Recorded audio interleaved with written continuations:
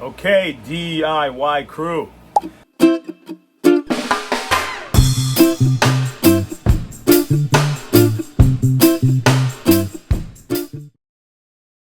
Check out this Dyson. I have a Dyson here, and it has a suction issue.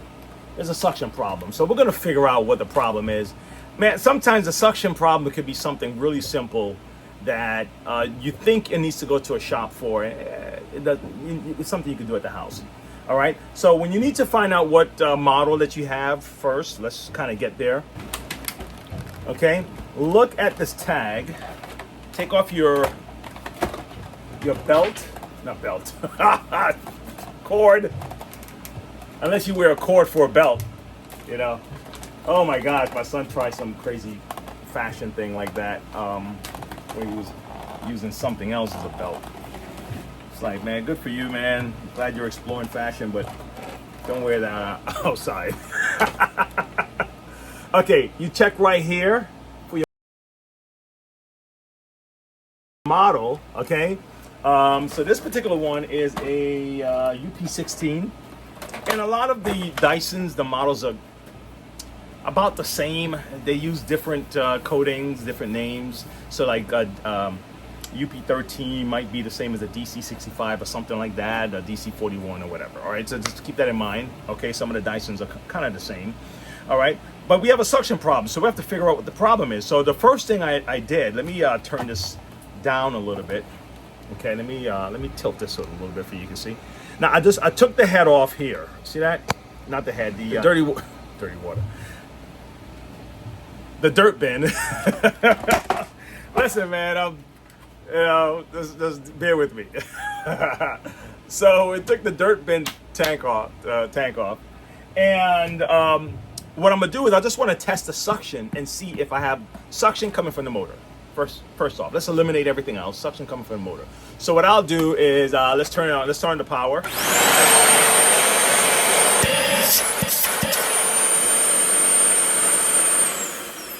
Motor suction is good. The motor sounds good. It sounds like a Dyson. It doesn't have any kind of grinding noise. All right.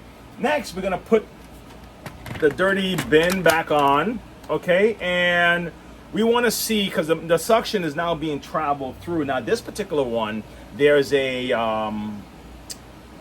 I don't know the technical name for this thing here, but I'll show you what I'm talking about.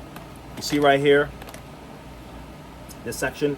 So when you recline it, let me recline it real quick so you can see what I'm talking about. So when you recline it, it will close up like that.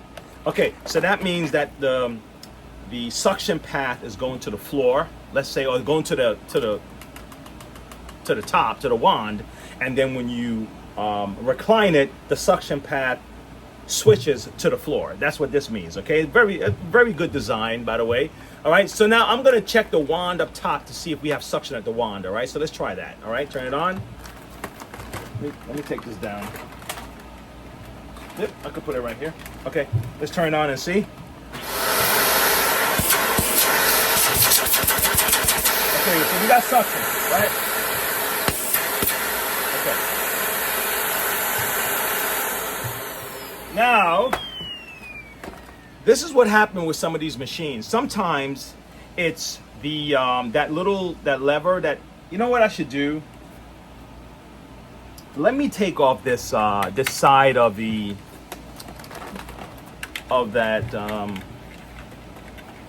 ball, because you can see it better when I do this. Let me take this off. All right, let's take off the ball. I just unscrewed this, and now you have your post motor filter. This is the filter that filters out the carbon that's coming out of the atmosphere, from the motor to the atmosphere. All right, so let me try to trigger this again. All right, let me recline it. You need to have something to press on it to recline it, guys. Okay, now watch this. Watch this here. Golly. All right, you know what? I'm gonna turn this camera around. This is ridiculous. Give me a second. Let me turn the camera down. There we go. So this is what I mean, folks. See this right here? See the moment you move it back, how it moves?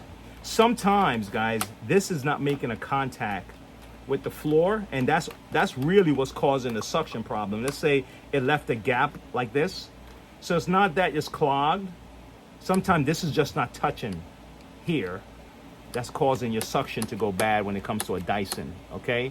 So sometimes this is what needs to be replaced.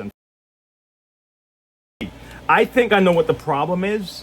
I think the problem is the nozzle, or this here. So let's move our way down, all right? So far, we got suction from the motor, okay? Let's check this here. Oh, wow. Look at that. Look at that. You see that? This is all clogged up.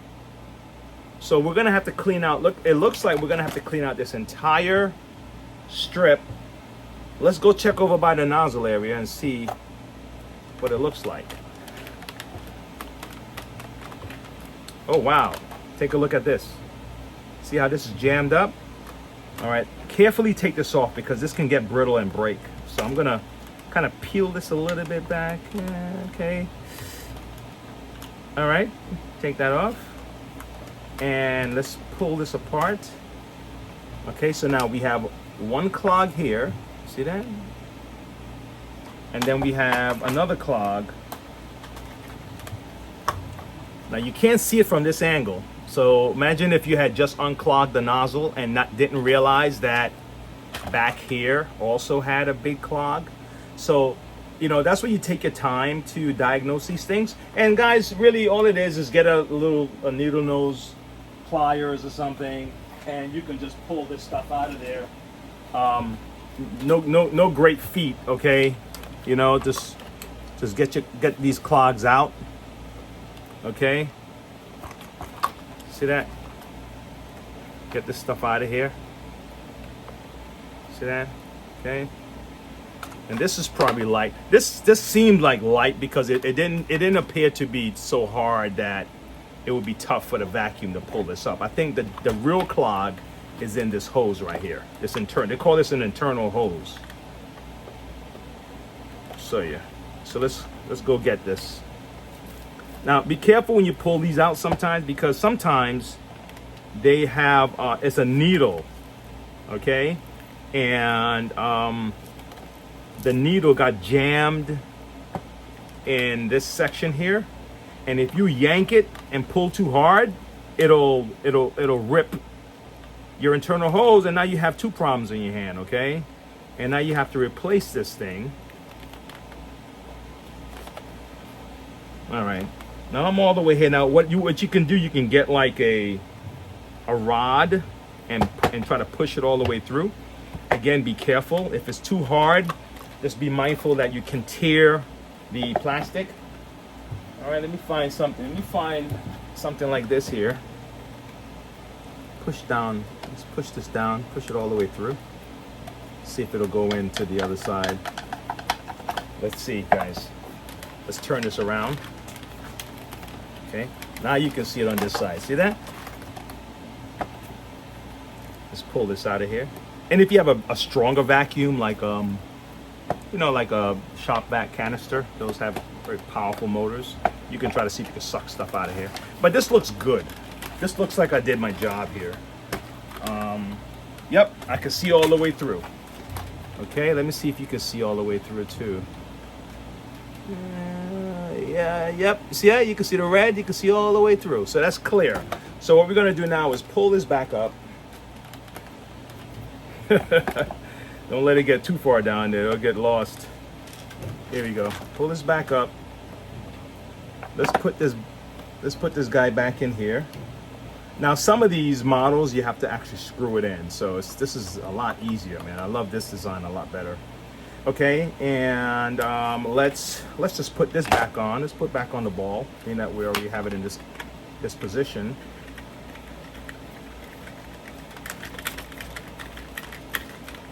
Okay. Okay, great. And then we'll put this back on. Okay. And what we'll do, we'll turn it on and allow the suction to clear out any debris that's left over. So we make sure this is secured, and then we close this back. Okay. That's locked in. Test it to make sure it's secure. That's on there real good. And voila, there you have it. Okay, we got suction back at the bottom. Now, what I do is sometimes I like to do a tissue test.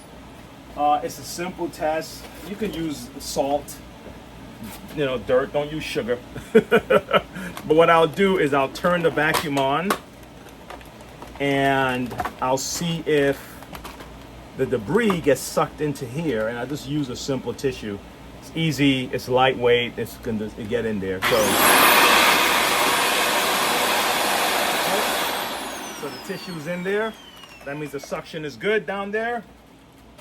Okay, I noticed that the brush was spinning, so I don't have to worry about that. And then all I have to do is clean this up and toss it out, and voila, we're done. Okay, so guys, thanks for tuning in again. Okay, how's that? Thanks for tuning in. I'll see you guys again next time. Don't forget, those of you, I just signed up with Minek. That's a website. It's an app you can download at the app stores, and it allows you to ask me direct questions specific to your particular situation. I may not have a video up about it, and man, I'm sweating, man. Let's finish this real quick. And but check out the app. See if it's something you're interested in. If you'd like to support me that way too, you can, and I'll be more than happy to answer your questions through either video or audio or text. Talk to you later. Don't forget to subscribe. Thanks.